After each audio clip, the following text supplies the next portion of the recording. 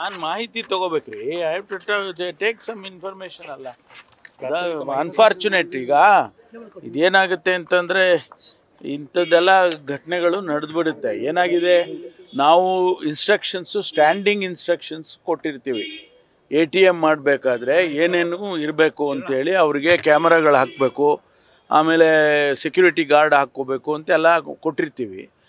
ಇದು ಅಲ್ಲಿ ಏನು ಸಿಚುವೇಶನ್ ಇತ್ತೋ ಗೊತ್ತಿಲ್ಲ ನನಗೆ. I have to get the details. ಸೆಕ್ಯೂರಿಟಿನವ್ರು ಇದ್ರಾ ಅಥವಾ ಕ್ಯಾಮ್ರಾಗಳಿತ್ತ ಏನು, ಅದೆಲ್ಲ ಡೀಟೇಲ್ಸ್ ತೊಗೋಬೇಕು. ಅವರು ಹಣಕ್ಕೋಸ್ಕರ ಆ ರೀತಿ ಮಾಡಿದ್ದಾರೆ ಅಂತ ನನಗೆ ಪ್ರಿಲಿಮಿನರಿ ಇನ್ಫಾರ್ಮೇಷನ್ ಸಿಕ್ಕಿರೋದು.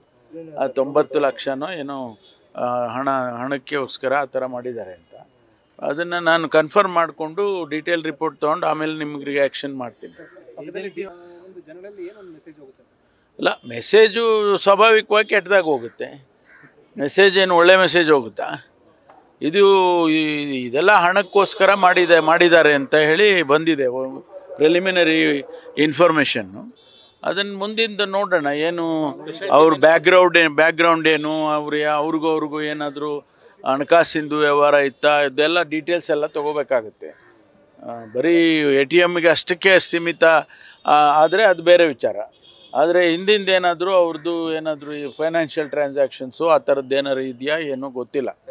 ಏಜೆನ್ಸಿಯವರು ಕೂಡ ಗನ್ಮ್ಯಾನ್ ಎಲ್ಲ ಇಟ್ಕೊಂಡು ಸೆಕ್ಯೂರಿಟಿಯಲ್ಲಿ ತುಂಬಬೇಕಾಗಿತ್ತು. ಗನ್ಮ್ಯಾನ್ ಇಲ್ಲದೆ ಇರೋದು ಕೂಡ ಅವ್ರಿಗೆ ಈಸಿ ಆಗಿದೆ. ಅಲ್ಲ, this is what I am saying. ನಾವು ಗೈಡ್ಲೈನ್ಸ್ ಏನು ಕೊಡ್ತೀವಲ್ಲ, ಸೆಕ್ಯೂರಿಟಿ ಗೈಡ್ಲೈನ್ಸ್ ಕೊಟ್ಟಾಗ ಅದನ್ನು ಫಾಲೋ ಮಾಡಿದರೆ ಇವೆಲ್ಲ ಆಗೋದಿಲ್ಲ.